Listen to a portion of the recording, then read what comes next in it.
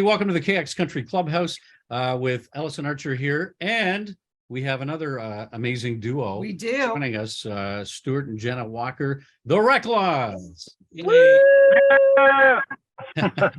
Cheers. I'm jealous of that coffee. Yeah, no kidding. Oh, How are you guys it's so doing? needed. We're doing great. We've been back in festival mode. Finally, we just did our 3-day weekend at the Kita in Muskoka, and it took a piece of our souls with it, but that's okay. I want to explain further on Yeah, that. please do.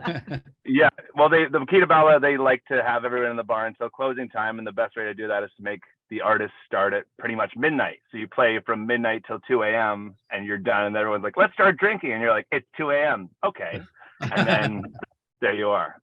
Right. Kind of how it begins. Well, I have to say the last time that I saw you guys was at Deerhurst when you did the girls getaway weekend. You guys were the entertainment there on the Saturday night and had a chance backstage. And I know that the girls were really loving you guys. Stuart grew up with girls, but that was a lot of girls. Yeah. Well, you guys did a fantastic job. And it's funny too, because I was backstage and the person I was with, she's like, well, what's the fishing pole for? I'm like, I have no idea.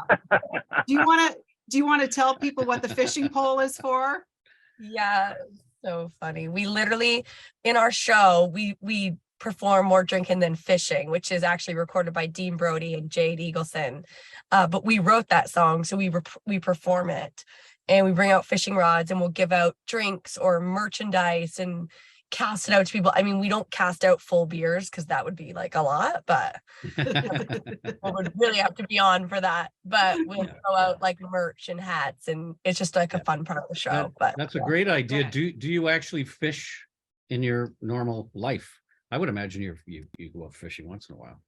I mean, yeah, the management has made it kind of hard for us to not be on a plane, but when we have a chance, any chance I get, I'm actually going to a bachelor party this weekend and we're doing fishing all day tomorrow. So I'm so looking forward to it. Nice. Now, can I be nosy and ask, is it your bachelor party?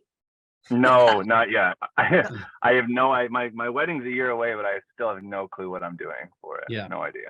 Well, our daughter, my daughter just got back from Nashville. They did the bachelorette thing last weekend.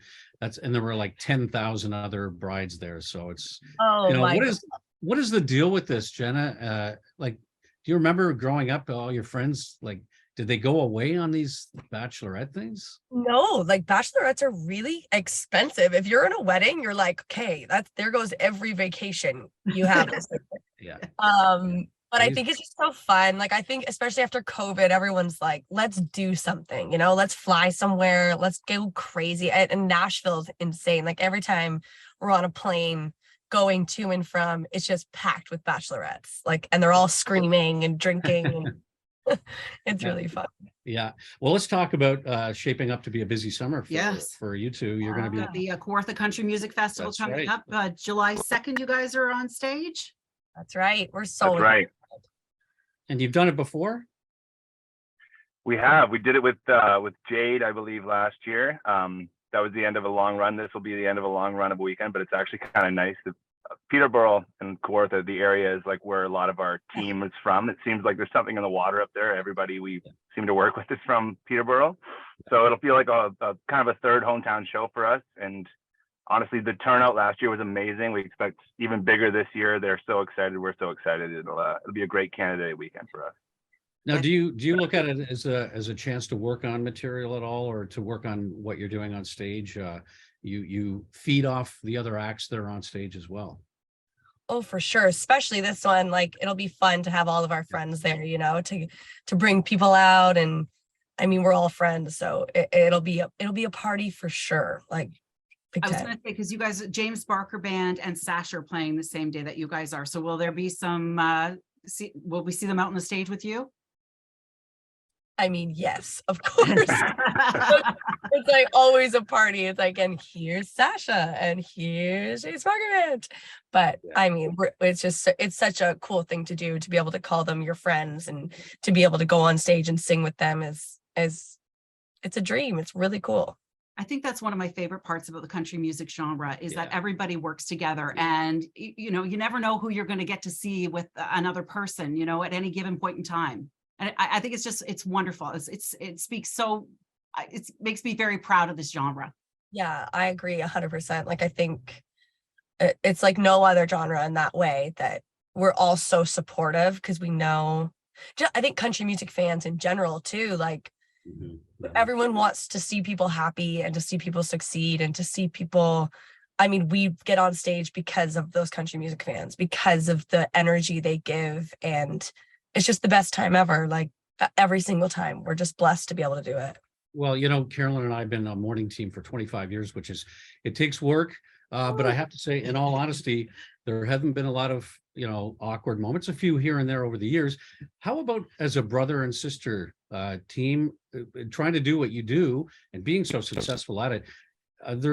Has it helped you, or does it make it harder? Stu? I want to answer yes.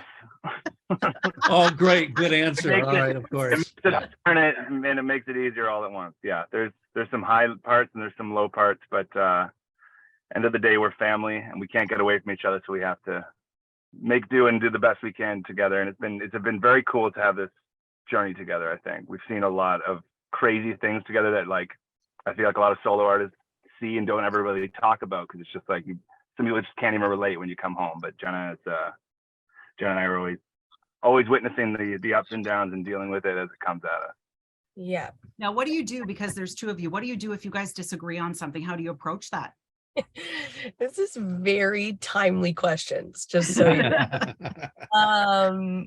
Honestly, I think it's something new every time. I think we're growing as individuals, we're growing as male and female, we're growing as all of that. And I think that brings a lot of questions and a lot of how do we grow, and how do we also like kindly allow the other person to do what they need to do too. And I think it can make each other mad, it can make each other frustrated, but it's also just like so amazing to be able to like learn from each other and to strive for these dreams together.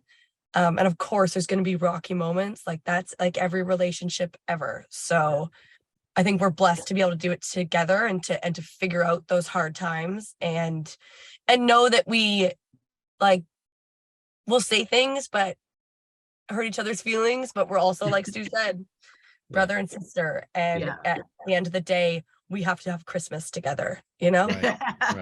Yeah. You need someone in the front seat going, I'll turn this thing around here if you guys don't behave. Exactly. We did that with our kids for years and years and years.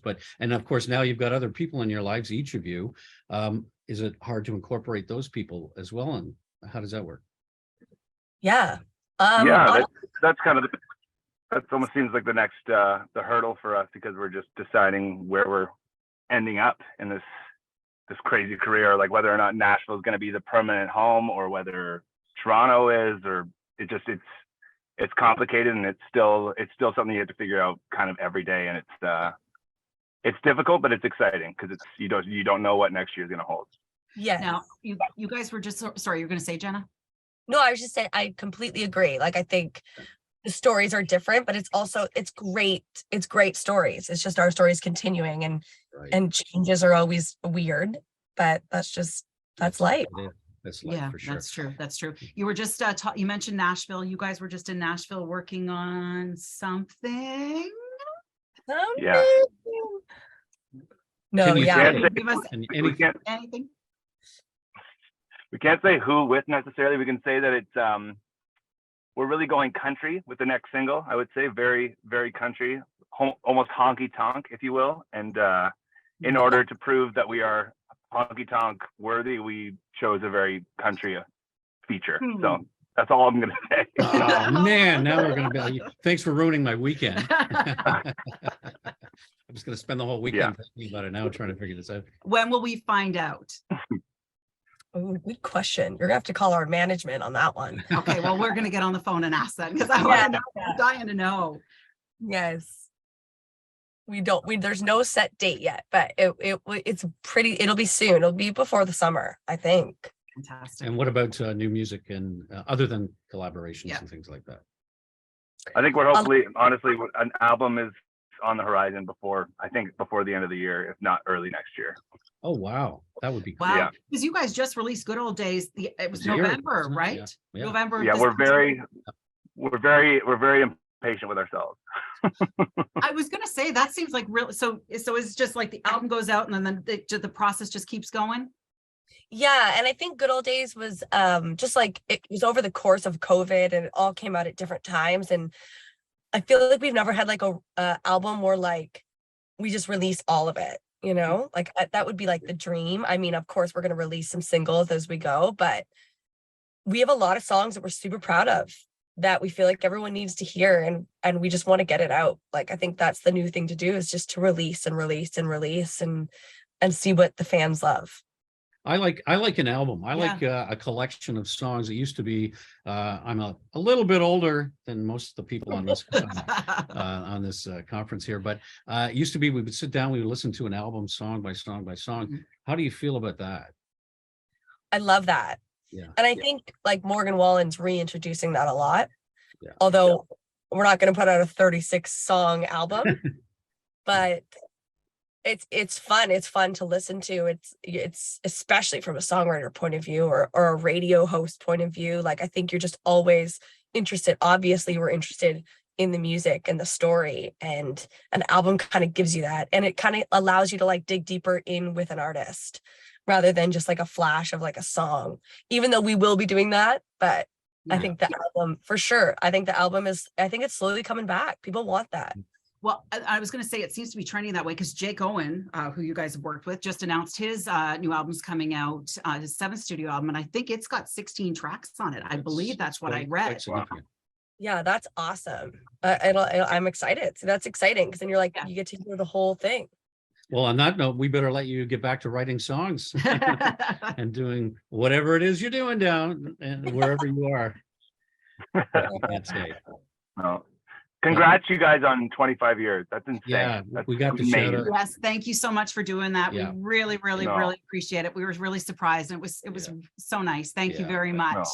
You should be huge. Like, you guys questions of how you did it over the course of 25 years. They have kept us in separate rooms from day one. That's true. Honestly, like no, we worked together in the same room for a long time. No, we didn't. You know, yes, we did. Yes, we did. We never did. We never did. We never did. This is our first big fight, thanks to the Reklaws. That's great. We're ripping off on you guys. Yeah, thanks a lot. No, you know what? It's just understanding each other, knowing that when the other person has things happening at home, how can I help you? What can I do for you? But between 5:30 and 10 in the morning, let's do business, and then we're all shoulder to crying. And then, you know, knowing sometimes you're going to say mean things, but then you go back and you apologize later, and it just, you know. Oh, yeah, exactly. Yeah. Well, you've got it. You've got the secret. It's already working for you. So keep doing what you're doing. We love what you're doing. The Reklaws here in the KX Country Clubhouse. You're so busy. We'll let you go, but we thank you. Thank you. Thank you. Thank you. And we're looking forward to seeing you guys in July. Yes, we guys can. Look great. Thank you. Thank you. Thank you so much.